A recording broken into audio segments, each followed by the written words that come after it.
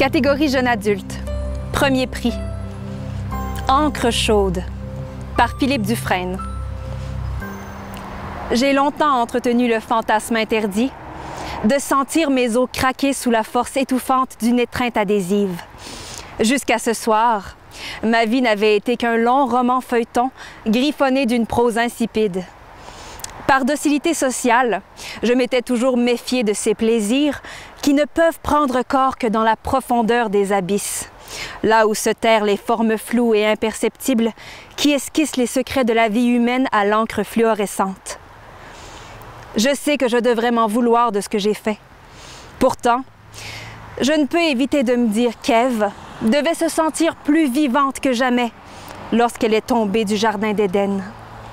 Ma véritable honte s'enracine plutôt dans le déni avec lequel je me suis étouffée durant plus de 20 ans pour me préserver des impulsions de mon subconscient, comme si ma nature propre était une menace proférée contre ma dignité.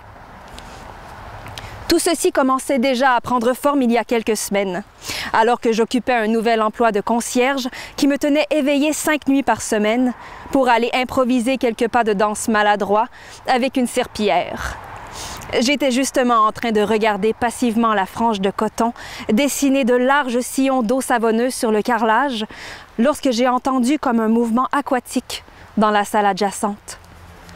L'incongruence du bruit me rendait perplexe, si bien que j'ai aussitôt réattelé ma serpillière à mon chariot d'entretien pour aller jeter un coup d'œil. La pièce en question était une vaste salle, plongée dans une pénombre onirique par un éclairage tamisé, déchirée en son centre par un large bassin ouvert dans lequel un nageur était en pleine performance. Sa vue m'a suspendu au plafond par la colonne vertébrale en m'entravant dans une sorte de torpeur hypnotique.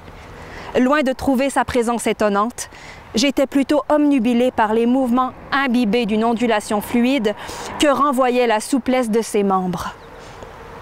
À le voir s'épanouir avec autant de synchronisme, on aurait juré que son corps avait la même consistance que l'eau du bassin. Mon cerveau avait glissé sous une cascade et soudain, j'ai eu envie de le rejoindre et de fusionner avec lui, comme si la créature ensevelie sous mon épiderme devait s'unir à ce danseur d'eau pour échapper à mon refoulement. À cet instant, il a tourné la tête vers moi et ses yeux vitreux m'ont envoyé une gifle à mon regard. Ma conscience court-circuitée, j'ai bafouillé quelques paroles épileptiques, puis je me suis propulsée vers la sortie dans la honte de mon propre voyeurisme. J'ai passé les jours suivants écrasée devant l'omnipotence de Netflix. Le soir, j'arrivais au travail avec une barre de fer dans l'œsophage, ma tête comparable à une télévision embrouillée sous une tempête de neige. J'évitais autant que possible de circuler près de la salle du nageur. Seulement les exigences de mon travail me ramenant constamment dans les environs, je pouvais clairement entendre le clapotis de ces danses aquatiques.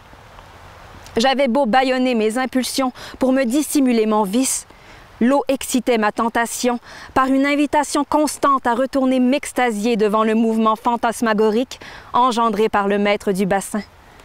Un soir, j'ai fini par craquer. Juste un coup d'œil par l'entrebâillement, me suis-je dit, pour ravaler ma culpabilité. Évidemment, ce bref coup d'œil s'est révélé être une longue contemplation dépravée du spectacle en cours. Et j'ai passé une bonne partie de mon quart de travail à m'efforcer de contenir les élans charnels qui traversaient ma poitrine, une timide goutte de sueur épinglée au nord-est de mon front. Par la force des choses, j'ai vite pris l'habitude de déroger de mes tâches d'entretien pour me complaire devant ce corps élastique.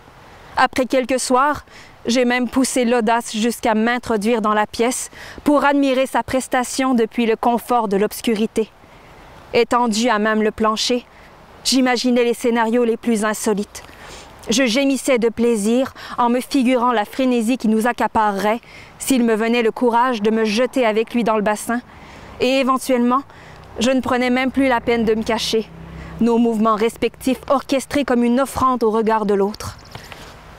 J'ai laissé la tension s'attiser jusqu'à ce soir, lorsque d'un geste insistant, il m'a clairement invité à venir le rejoindre.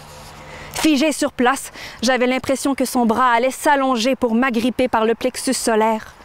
Sur les murs de la pièce irradiait mon désir de me dissoudre en une composante symbiotique de son univers liquide. Cette sensation, je l'avais déjà éprouvée auparavant. Lorsqu'adolescente, je découvrais le monde océanique des estampes japonaises. J'étais une jeune fille assez marginale à l'époque, et mon comportement se teintait de tendances autodestructrices. Mais j'avais trouvé une forme de démesure dans l'art nippon qui donnait un peu de sens à ma solitude. Il y avait une œuvre toute particulière qui me fascinait plus que les autres, au point de me procurer cette même exaltation que j'éprouvais devant le bassin. J'en étais si obsédée qu'en moins de temps qu'il n'en faut pour réfléchir, je me suis retrouvée en plein exposé oral d'art plastique à expliquer devant ma classe ce qui me passionnait tant avec cette estampe. Il semblerait que je n'ai pas su transmettre mon émotion de manière efficace, compte tenu des moqueries sadiques dont j'ai dû faire les frais, avec en extra une étiquette de désaxé placardée sur le visage.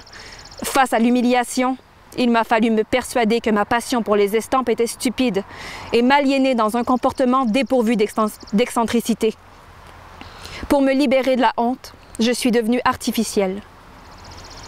Ce refoulement de mon authenticité m'a suivie jusqu'à ce soir, lorsque je me suis plongée toute nue dans la bassine du baigneur nocturne. Je voulais me liquéfier sous son toucher, faire à jamais partie intégrante de son environnement. Le membre spongieux qu'il m'a tendu a fait un bruit de succion lorsqu'il l'a glissé à l'intérieur de moi. Son corps enroulé comme un filet autour du mien, nous étions similaires à deux courants marins emprisonnés dans un bocal. Lorsque nous nous sommes enfin séparés, chacune de mes terminaisons nerveuses semblait animée de ses mouvements. Les fluides de son corps diffusaient une traînée opaque qui s'étirait dans le bassin comme un long tentacule visqueux. « Qu'est-ce que c'est ça, tabarnak? Il y a une fille tout nue qui nage avec la pieuvre! » J'aurais sans doute été plus prudente en considérant le risque qu'un autre concierge fasse irruption dans la pièce. Certes, je suis un peu déçue d'avoir perdu mon emploi à l'aquarium, mais mon authenticité est beaucoup plus précieuse qu'un travail d'entretien. L'adolescente que j'étais autrefois me féliciterait sans doute d'avoir réalisé le rêve de la femme du pêcheur.